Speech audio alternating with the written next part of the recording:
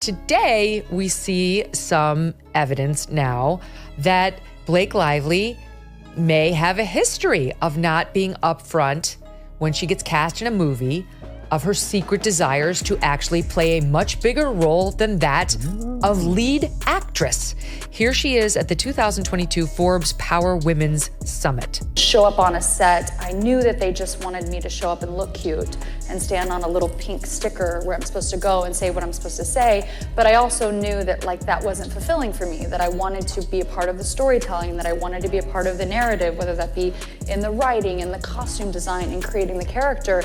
And sometimes I had directors or producers or writers who would welcome that and invite that once they saw that I was able to offer that. And sometimes I would have people who really resented that because they were like, we just hired you to be an actor. Yet when I went in the meetings, I would just seem like I'm just there to be the actor and ready to get the gig.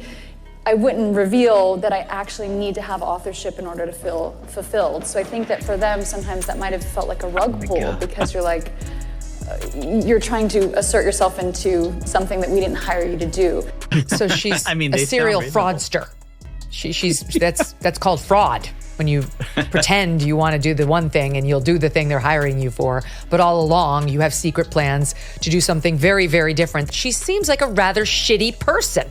In 2009, Blake Lively dropped a jaw-dropping confession in a Glamour UK interview. She admitted that during the early days of filming Gossip Girl, she tried to poison her co-stars against Penn Badgley, the actor cast as her on-screen love interest. At the time, people brushed it off as a sarcastic or youthful mistake, but now, that old interview has taken on a chilling new significance, with Lively caught in a high-stakes legal battle against Justin Baldoni, her co-star and director on deck. It ends with us. Some believe this poisoning anecdote reveals a pattern of manipulation that could change everything. Was that 2009 confession just a joke taken out of context? Or is it evidence that Lively has a history of turning people against her colleagues? Today we're diving into the full drama of Blake Lively versus Justin Baldoni and how that explosive statement from years ago might tip the scales in his favor. Not every celebrity has a pristine past, but Blake Lively's old remarks have re-emerged at the worst possible time. She once boasted about initially disliking Penn Badgley, so much that she rallied the Gossip Girl cast against him. When questioned on why she did it, Lively claimed she realized after a week that Penn wasn't the villain she'd made him out to be, but the damage was done.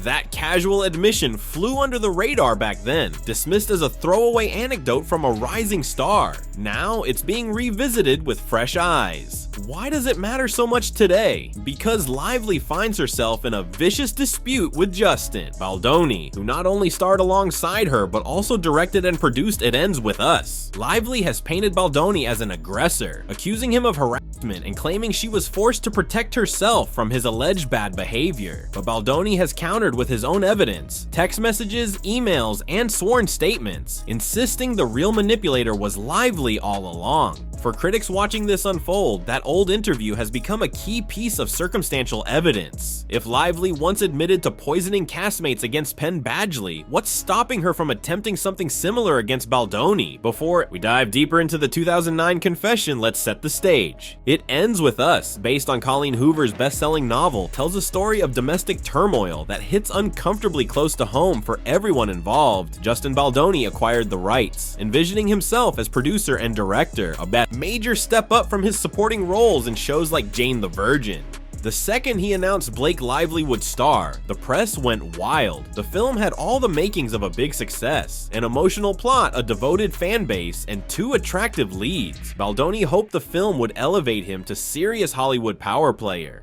But behind the scenes, rumors spread that Lively was far more involved than he had bargained for. According to whispers, she was rewriting scenes, pushing changes on production details, and exerting control that a typical actor wouldn't have. Was that female empowerment in a tough industry or an attempt to bulldoze the official director's vision? Tensions rose, cast members began taking sides, and then everything exploded with shocking claims of harassment and sabotage, each side pointing the finger at the other. At the heart of the controversy are Lively's accusations against Baldoni. She alleges he made her feel unsafe on set, citing incidents that supposedly crossed professional boundaries. In today's Hollywood, such allegations are taken extremely seriously. Many were quick to defend Lively, especially since she's been a beloved figure with a strong social media presence and an established fan base. But Baldoni insists these charges are not only false, but strategically fabricated. He maintains that Lively orchestrated a smear campaign to gain full creative control and to conceal the film's struggles. Text messages, allegedly from Lively herself, paint a different narrative, one suggesting Baldoni was blindsided by demands he hadn't agreed to. Then came rumors of an alternate cut of the movie that Lively released without Baldoni's knowledge. If he was truly in the dark about his own project, that's a serious blow to his credibility as a producer-director. With every film comes a premiere, typically a chance for the cast to celebrate their hard work, but It Ends With Us had anything but a normal rollout. Baldoni was allegedly relegated to a basement-level space at the premiere, an unprecedented slight for the man who bought the rights, directed, and produced the film. Lively's husband, Ryan Reynolds, reportedly supported her in this move, creating a united front that effectively shoved Baldoni out of the spotlight. Whether you believe he deserved that treatment or not, it signaled a complete breakdown in professional decorum. The drama escalated further with talk of Lively referring to Reynolds and possibly Taylor Swift as her dragons. The idea was that these influential figures would breathe fire on anyone who opposed her. Ryan Reynolds reportedly unfollowed Baldoni on social media around this time, a modern sign of public shunning. Fans also speculated that Swift, once considered close to Lively, might have distanced herself from the situation, not wanting to appear as a weaponized ally in a messy Hollywood fight. If Lively was mobilizing a star-studded fan club against Baldoni, the big question became, was it justified or did it reflect the same behavior she'd admitted to all the way back in 2009. Although it happened years before It Ends With Us was even imagined, Lively's statements about poisoning her co-stars against Penn Badgley have taken on new weight. That interview was straightforward. She openly confessed she disliked Badgley at first and persuaded others on the Gossip Girl, set to dislike him too. She claims she realized her mistake later, but the anecdote had been printed, archived, and mostly forgotten. Now it's everywhere. Fans are digging it up, tabloids are pouncing on it, and legal pundits wonder if it could swing the court of public opinion against Lively. After all, if she admitted she once manipulated an entire cast, who's to say she hasn't done it again with It Ends With Us? Suddenly, what sounded like a silly teenage feud with Penn Badgley looms over the bigger question: is Lively prone to turning colleagues against those she deems unworthy? And if so, could Baldoni's claims of being systematically undermined by her carry more credibility than anyone initially thought? In the wake of these accusations, social media has become a battlefield. Colleen Hoover, the best-selling author behind It Ends With Us, initially appeared aligned with Lively, likely hoping the star's involvement would bring more attention to her novel. Yet as rumors of script takeovers, hidden cuts, and personal vendettas piled up, Hoover scrubbed mentions of Lively from her social platforms. Other cast members quietly stopped referring to her.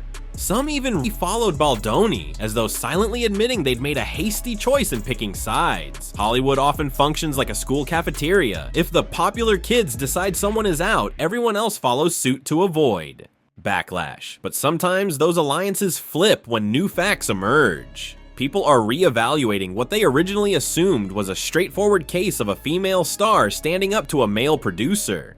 Now that the poisoning interview is making its rounds, it's getting harder to ignore the possibility that Lively might be the architect of her own controversies. The conflict soon escalated into formal litigation. Baldoni hired renowned attorney Brian Friedman to handle a defamation suit against a major publication that reported Lively's allegations. Lively's camp responded in kind, with her lawyers defending her right to speak up about any perceived harassment. Each side accuses the other of character assassination. Insider reports suggest both parties are frantically gathering text messages, emails, and eyewitness accounts to bolster their cases. In legal circles, the mention of that 2009 interview has become particularly toxic for Lively's image. While it's not concrete proof she's lying today, it's potent circumstantial evidence that could shake a jury's faith in her credibility. If she once turned colleagues against Penn Badgley, might she have turned the cast of It Ends With Us against Baldoni? With reputations, careers, and millions of dollars on the line, every snippet of past behavior is up for scrutiny, making that offhand poisoning remark more relevant than ever. Lively's old Gossip Girl family offers more clues. Rumors of friction between Lively and Leighton Meester have circulated for years, painting a picture of on-set besties who weren't exactly friendly off-screen.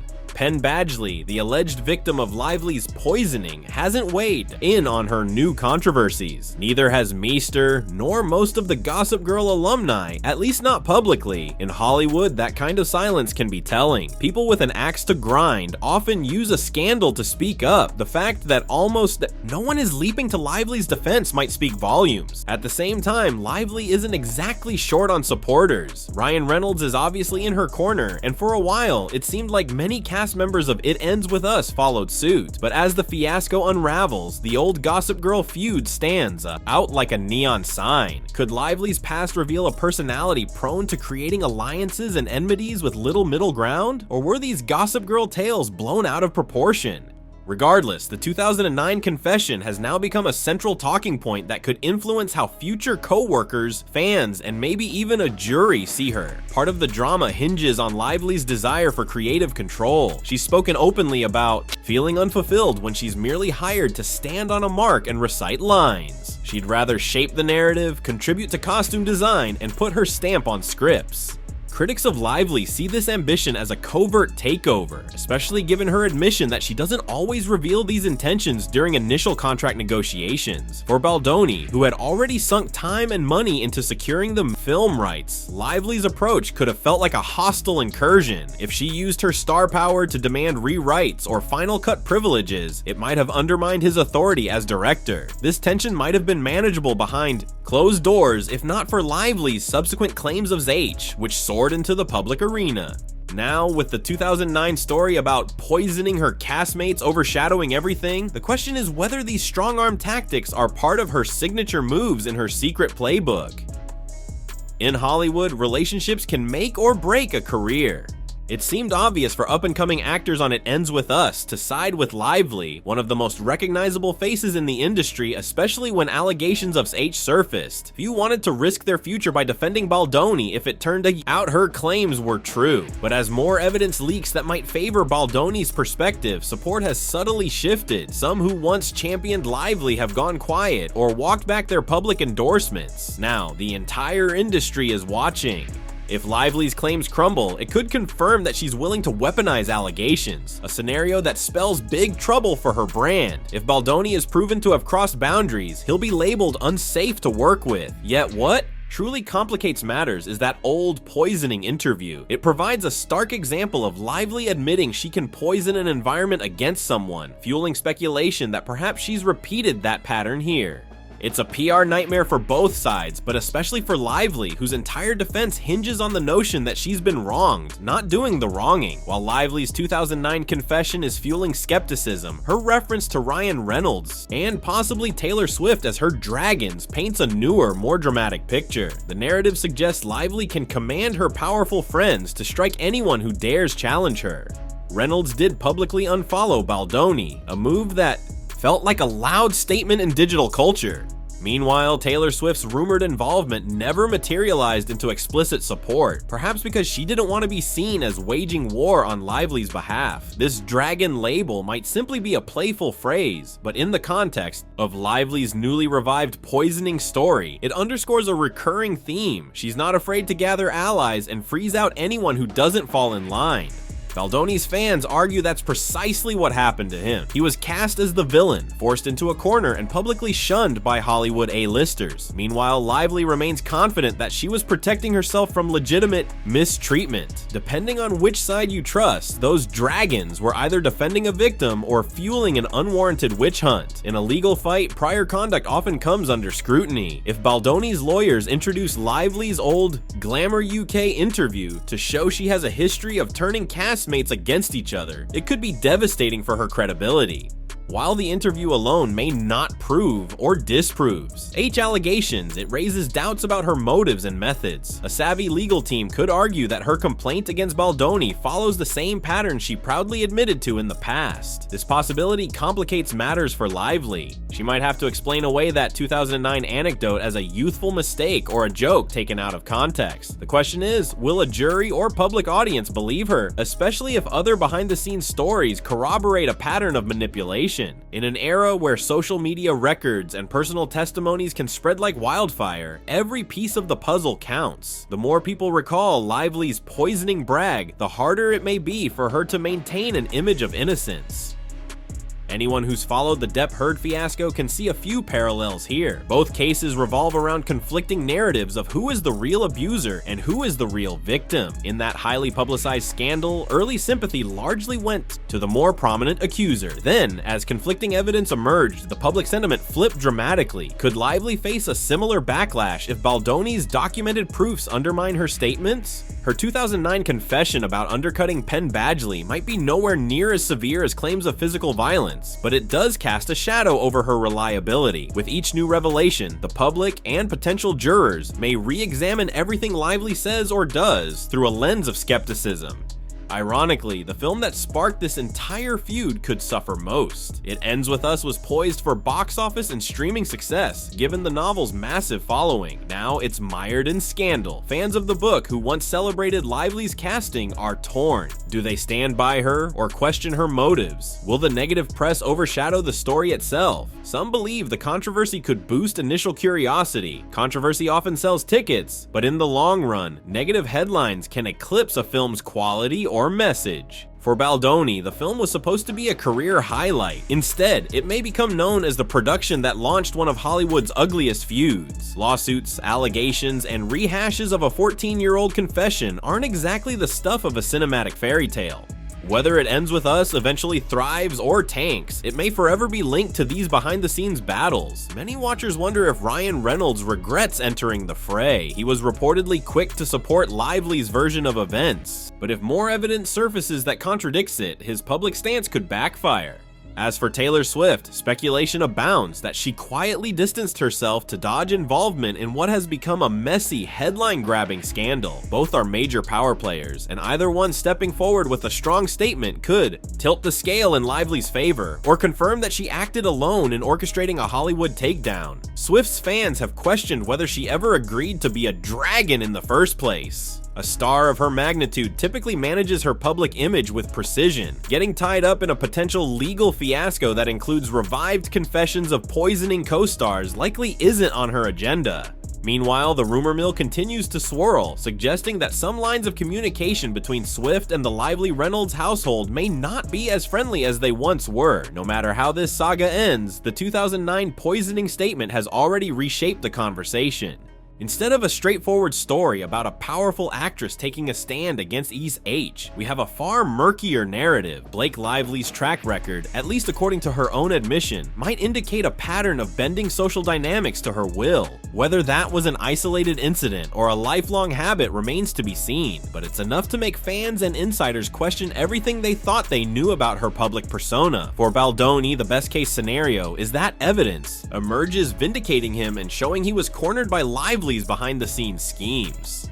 The worst-case scenario is that further scrutiny drags up unflattering details about his own conduct, solidifying public perception of him as a bully. Either way, the outcome of this dispute will likely influence both their careers. Hollywood has little patience for repeated scandal, and the public has an even shorter memory for complicated truths in favor of sensational headlines. One of the more complex angles in this story is how it intersects with conversations about women's agency in Hollywood. Lively has spoken about wanting to do more than stand on her mark and look pretty. She craves the chance to shape narratives, costumes, and scripts. In an industry that often sidelines female voices, that drive can be praised. However, if the poisoning revelation is any indication, critics suspect Lively has used underhanded methods to achieve that empowerment. Still, some supporters argue that Lively's critics are using her 2009 confession to discredit a woman who dares to wield real power. They claim that male actors get away with similar demands, while Lively faces disproportionate backlash. Yet it's tough to dismiss the possibility that her track record suggests a pattern. The truth might lie somewhere in the gray area between unstoppable ambition and cunning opportunism. Hollywood is teeming with interviews, red carpet sound bites, and throwaway confessions that fade into memory. Until they don't, Lively's flippant remark from 2009 about rallying people against Penn Badgley is a stark reminder that the internet never forgets. In an era where personal brands are cultivated with obsessive precision, a single quote can come back to haunt you years later, especially if it seems to align with present-day accusations. As new talents rise through the entertainment ranks, the Lively Baldoni feud might serve as a cautionary tale. Anything you say publicly can be used to question your motives when the stakes are high. The best insurance is transparency, mutual respect, and legally sound contracts that clarify creative control from the outset. If Lively and Baldoni had addressed their differences privately, we might never have seen old confessions dredged up to cast suspicion on her entire career. It's impossible not to see the parallels between Lively's situation and other recent Hollywood controversies where the court of public opinion switched sides. Amber Heard's case with Johnny Depp stands as a prime example. Initially, many believed Heard's version of events. Then, as recordings and other evidence emerged, public sentiment shifted dramatically. Though Lively's claims aren't as severe as Heard's allegations, the dynamic of believe the star first is eerily similar. If the so-called receipts Baldoni and his team have shared continue to conflict with Lively's story, the public might label her as someone who weaponizes allegations when convenient. That could have a devastating effect on her personal brand. Conversely, if Lively produces undeniable proof of harassment or misconduct, Baldoni's budding directorial career could flatline. Every new revelation, every grain of evidence becomes a potential turning point. So, does Blake Lively's 2009 poisoning confession doom her in the feud with Justin Baldoni? It might not be conclusive proof of wrongdoing today, but it's undeniably damaging. It paints a picture of someone comfortable leveraging social influence to ostracize a perceived enemy. The fact she once proudly told that story as an amusing anecdote could make her current denials less believable. The real test will be in the legal system, where hard evidence, not just rumors, will decide who crossed the line. But in the court of public opinion, every past word and deed is fair game. Maybe Lively truly believed she was calling out Baldoni's misbehavior. Maybe Baldoni is just an underdog defending himself against a powerful star. Whichever side you take, one truth remains. Hollywood has rarely seen a feud so fueled by an old confession that might be the smoking gun. And that's the latest on Blake Lively's shocking admission about turning her castmates against Penn Badgley, and how it could change everything in her legal war with Justin Baldoni. But trust me, this Hollywood battle is just getting started. More twists and bombshells are bound to drop, and when they do, you can bet we'll be here to break it all down. So, what do you think? Does this Resurfaced interview expose a deeper pattern, or is it all just a coincidence? Let me know in the comments. I'm reading all of them. If you love deep dives into Hollywood's biggest scandals, hit that like button, subscribe, and turn on notifications so you never miss an update. I'll see you in the next one.